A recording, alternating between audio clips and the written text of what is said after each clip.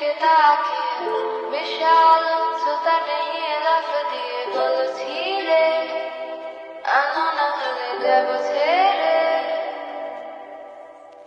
কোন সাদা সারা দরজার হাতল চেপে কান করে মুচড়ে দিয়ে আমাকে দেখে বলে যাবে নাকি নিয়ে যাবো তাকে সাথে।